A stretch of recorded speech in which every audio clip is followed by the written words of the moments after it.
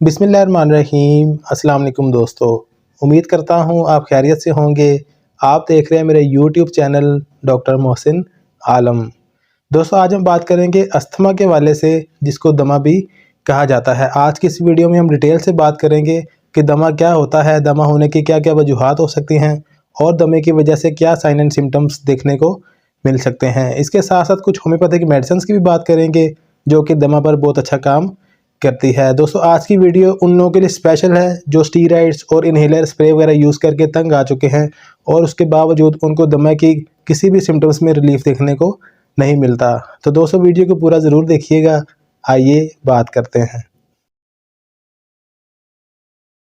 सबसे पहले बात कर लेते हैं अस्थमा की, यानी दमा की बात कर लेते हैं। ये क्या होता है दोस्तों? हमारी जो सांस की नाली होती है, यानी जो हमारा एयर पाइप होता है, अगर किसी वजह से इसमें कोई इन्फ्लेमेशन आ जाती है, सोजन आ जाती है, तो जो एयर है प्रॉपर जो है लंग्स तक नहीं पहुंच पाती और हमें सांस लेने में दिक्कत महसूस होती है। दोस्तों, होता ही है कि जब भी हमारी सांस की नाली में इन्फेक्शन होता है, सोजन होती है, तो म्यूकस की प्रोडक्शन बहुत ज़्यादा मिकदार में बढ़ जाती है, जिस वजह से हमें सांस लेने में दिक्कत महसूस होती है। दोस्तों, मज़ीद बात कर ली जाए तो ये एक क्रोनिक पल्मोनरी डिजीज़ होती है, यानी काफ़ी लंबे अरसे से चली हुई आती है जो कि आहिस्ता आहिस्ता बढ़ती है, ये एक्यूट नहीं होती।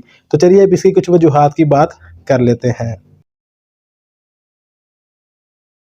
दोस्तों, दमा की अगर वजूहात की बात कर ली जाए तो सबसे पहली और इसकी कॉमन वजह है वो है जेनेटिक। अगर आपके माँ बाप में दमा रह चुका है तो बहुत ज़्यादा चांसेस होते हैं कि अगर बच्चों को भी हो सकता है। इसके अलावा दोस्तों, बैक्टीरियल या वायरल इन्फेक्शन की वजह से भी दमा देखने को मिल सकता है। जिन लोगों को बहुत लंबे अरसे से कोई एलर्जी रह रही है, चाहे वो डस्ट एलर्जी है या स्किन एलर्जी है, अगर उनको बहुत लंबे अरसे से रह रही है तो वो दमा में कन्वर्ट हो सकती है। इसके अलावा जो लोग बहुत ज़्यादा स्मोकिंग करते हैं उनमें भी देखने को मिल सकती है। इसके अलावा जो लोग बहुत ज़्यादा पोल्यूशन वाले इलाके में रहते हैं तो उनमें भी दमा देखने को मिल सकता है। इसके अलावा दोस्तों, अगर मज़ीद बात कर लीजिए, जो लोग कार्डिक पेशेंट होते हैं और मेडिकेशन कर रहे हैं काफ़ी लंबे अरसे से, उनमें भी देखने को मिल सकता है। इसके अलावा दोस्तों, जिन लोगों की इम्यूनिटी है बहुत ज़्यादा कमज़ोर होती है, वीक होती है, तो उनमें भी दमा होने के चांसेस बहुत ज़्यादा बढ़ जाते हैं। तो चलिए अब इसके कुछ साइन एंड सिम्टम्स की बात कर लेते हैं।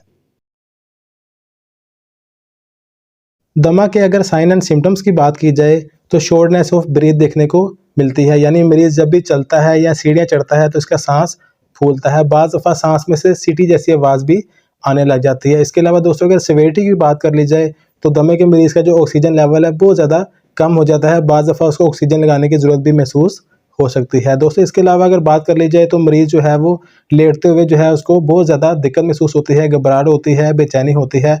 मरीज़ जो है वो सीधा लेट नहीं सकता। दोस्तों, ये कुछ कॉमन साइन एंड सिम्टम्स थे जो मैंने आपके साथ शेयर किए हैं, लेकिन ऐसा ज़रूरी नहीं होता क्योंकि ये बहुत ज़्यादा माइल्ड भी हो सकता है और बहुत ज़्यादा सीवियर भी हो सकता है। यानी ये जो अलामात हैं ये हर एक के लिए नहीं है, किसी को ज़्यादा हो सकती हैं और किसी को बहुत कम देखने को मिल सकती हैं। तो चलिए कुछ होम्योपैथिक मेडिसिन की बात कर लेते हैं।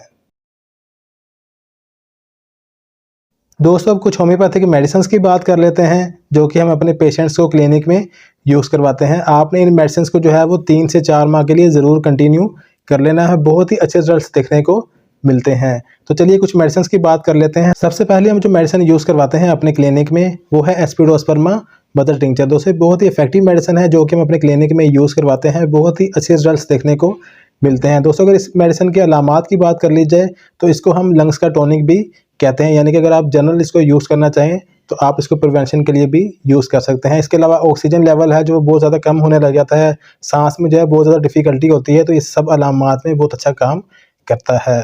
दूसरी मेडिसिन जो हम अपने क्लिनिक में यूज़ करवाते हैं वो है ब्लाटा ओरिएंटल मदर टिंचर। दोस्तों, ये भी बहुत ही इफेक्टिव मेडिसिन है जो कि दमा के तमाम अलामात में बहुत अच्छा काम करती है। दोस्तों, अगर इसकी मेडिसिन की अलामात की बात कर ली जाए तो म्यूकस की जो प्रोडक्शन है बहुत ज़्यादा होती है, म्यूकस गाढ़ा होता है और सांस लेने में बहुत ज़्यादा दिक्कत महसूस होती है, तो ये भी मेडिसिन आपने यूज़ कर लेनी है।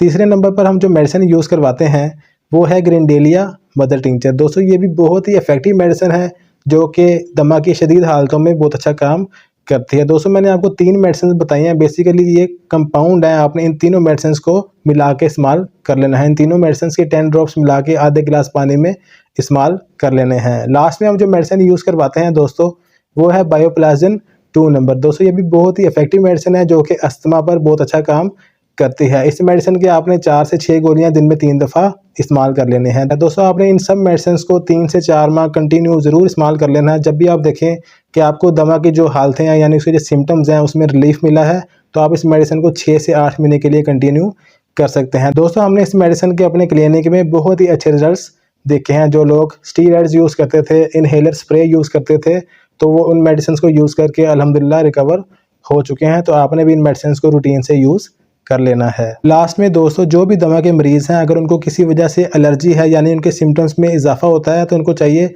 उस कोज़ को जो है वो दूर रखा जाए, उसे अवॉइड किया जाए, ताकि आपके सिम्टम्स जो हैं वो बेहतर से बेहतर हो जाएँ। तो दोस्तों ये थी आज की वीडियो। दमा के हवाले से कोई भी क्वेश्चन हो तो आप हमारे कमेंट बॉक्स में पूछ सकते हैं या हमारे व्हाट्सएप नंबर पर रब्ता कर सकते हैं। तो दोस्तों उम्मीद करूंगा आपको मेरी आज की वीडियो पसंद आई होगी। काइंडली वीडियो को लाइक करके हमारी हौसला अफजाई ज़रूर किया करें, ताकि हम आपके लिए मज़ीद अच्छी वीडियोस लेकर आएँ। इसके साथ साथ आप चैनल को सब्सक्राइब भी कर दीजिएगा और बेल आइकन को भी प्रेस कर दीजिएगा, ताकि आपको आने वाली वीडियोज़ का नोटिफिकेशन मिल सके। तो दोस्तों इंशाल्लाह आपसे अगली वीडियो में मुलाकात होगी। मुझे अपनी दुआओं में याद रखिएगा। अपना और अपने प्यारों का ख्याल रखिएगा। अल्लाह हाफिज़।